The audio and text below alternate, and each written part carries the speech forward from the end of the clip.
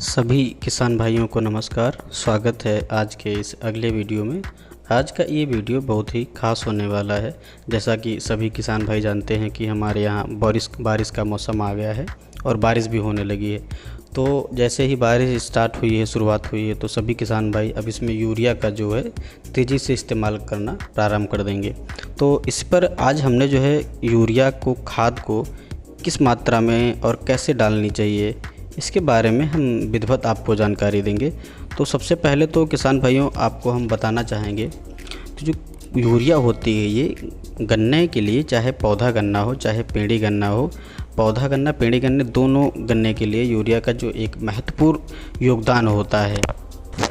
क्योंकि किसान भाइयों जो भी यूरिया है, तो इस यूरिया डालने पर जो है हमारी फसल में जो है पत्तियों में हरी होती हैं और उसकी गन्ने पौधे की या पेड़ी पौधे की बर्बाद भी बढ़ती है।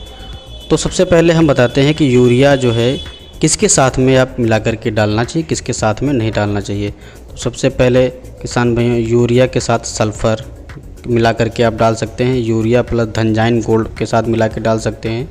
यूरिया बायोवीटा दानेदार के साथ मिला के डाल सकते हैं। यूरिया के साथ सागरिका मिला सकते हैं। यूरिया के साथ फेरस सल्फेट मिला सकते हैं। यूरिया के साथ पोटेशियम सल्फेट मिला सकते हैं और ह्यूमिक एसिड के साथ में भी यूरिया मिला सकते हैं। और किसान भाइयों अगर बात करें अब जो इंसेक्टिसाइड होते हैं, तो इंसेक्टिसाइड में साथ में जितने भी दानेदार या पाउडर फार्म में होते हैं तो उनके साथ में भी इंसेक्टिसाइड मिला करके जो है डाल सकते हैं और फसल को दे सकते हैं। जैसे कि कुछ नाम है, रिजेंट है, फ्यूरोडान है, फर्टेरा है, इनके साथ में मिला करके हम डाल सकते हैं। और दूसरी बातें करें किसान भाइयों तो यूरिया जो है जिंक के साथ मिला सकते हैं, यूरिया कॉपर के साथ मिला करके दे सकते हैं और यूरिया मैग्नीशियम के साथ मिला करके दे सकते हैं। यूरिया जो है किसान भाइयों एक सबसे बड़ा पॉइंट आता है कि किसान भाई कंफ्यूज होते हैं कि यूरिया जो है एनपीके के साथ में मिला करके हम दे सकते हैं फसल को या नहीं दे सकते हैं। तो मैं बताना चाहूँगा एनपीके जो है किसान भाइयों वो 3 फॉर्म में आता है। एक एनपीके 19-19 आता है, एक एनपीके 052-34 आता है, एक एनपीके 00-0052 आता है। तो किसान भाइयों तो एनपीके मोस्टली हमारे यहाँ जो है उत्तर प्रदेश या कहें वो ऑल ओवर इंडिया में तो एनपीके 19-19 का ही इस्तेमाल किया जाता है। तो किसान भाइयों इसे कैलकुलेशन कैसे कर सकते हैं, एनपीके के साथ में मिला करके डालना है या नहीं डालना है। छोटी सी चीज़ मैं जैसे आप मोस्टली जो है 1 एकड़ में 1 किलोग्राम से या 2 किलोग्राम एनपीके का रिकमेंडेड डोज है बताया जाता है या रिकमेंड डोज है। तो अगर हम 1 किलोग्राम को एनपीके देखते हैं तो उसमें होता है 19%। तो 1 किलोग्राम में अगर 19% एनपीके है तो 1 किलोग्राम में टोटल होते हैं 1000 ग्राम, टोटल 1000 ग्राम हो गए। अगर 1000 ग्राम को हम 19% निकालेंगे तो 190 ग्राम आ गया। तो इसका सीधा सीधा ये है कि 190 ग्राम नाइट्रोजन आपकी जो है एनपीके में मिलेगी। तो अगर आप एनपीके 19-19 को मिला करके खेत में देते हैं तो बहुत बड़ा कोई प्रभाव नहीं पड़ने वाला है। और अगर एनपीके 52-34 की बात करें, 052-34 की, तो उसमें तो वैसे भी एनपीके नहीं होता। तो एनपीके आप बिल्कुल ये क्लियर हो लीजिए कि एनपीके के साथ में यूरिया को भी हम मिला करके डाल सकते हैं। वैसे किसान भाइयों में अगले वीडियो में आपको जो है किस तरीके से यूरिया निकालनी है और किस तरीके से उसका नाइट्रोजन % निकालना है, मैं एक अलग ही वीडियो बना दूँगी जिससे कि सभी को कोई दिक्कत नहीं होगी। अगली बात करते हैं किसान भाइयों तो यूरिया जो है ये डीएपी के साथ में मिला करके हम दे सकते हैं फसल को। और अब कुछ ऐसे भी जो माइक्रोन्यूट्रिएंट्स या फर्टिलाइज़र होते हैं जिनके साथ में हम मिला करके किसान भाइयों दे सकते हैं पौधे गन्ने पेड़ी गन्ने को, लेकिन उसके लिए थोड़ा सा आप सावधानियां बरतनी पड़ती हैं। तो मैं उनके बारे में भी आपको विधिवत जानकारी दूंगा।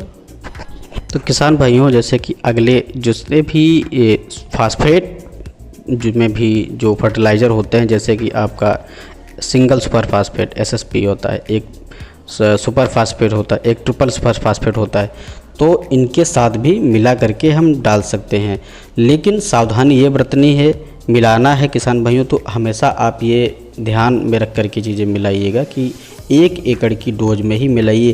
क्योंकि किसान भाइयों जैसे ही आप यूरिया को सिंगल सुपर फास्फेट या ट्रिपल सुपर फास्फेट के साथ में मिलाते हैं तो कम से अधिकतम 1 घंटे के अंदर जो है बहुत अधिकतम 1 घंटे के अंदर आपको जो है पौधे को या खेत में इसका जो है इस्तेमाल ज़रूर बुरकाव करा देना है।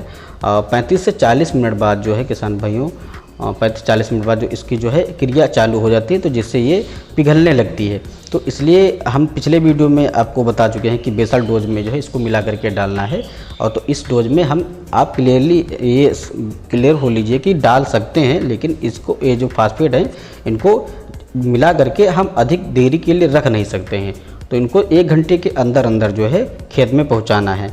और दूसरा जैसे कि एक आता है म्यूरेट ऑफ पोटाश आता है, तो इसको भी हम बता चुके हैं किसान भाइयों, पिछले वीडियो में हम बता चुके हैं कि मिला कर डाल सकते हैं।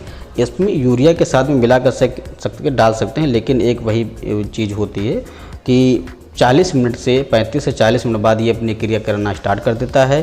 तो इसको 1 घंटे के अंदर जो है आप खेत में इसका जो है ज़रूर से इस्तेमाल कर दीजिए।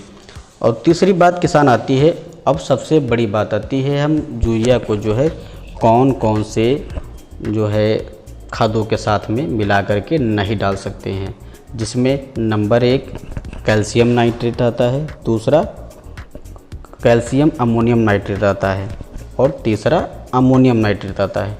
तो किसान भाइयों जैसे अगर हम कैल्शियम नाइट्रेट और यूरिया को एक साथ में मिला करके डालेंगे, अगर आप कैल्शियम नाइट्रेट डालेंगे तो उसमें केवल 100% जो है उसका आपको फ़ायदा दिखाई देगा।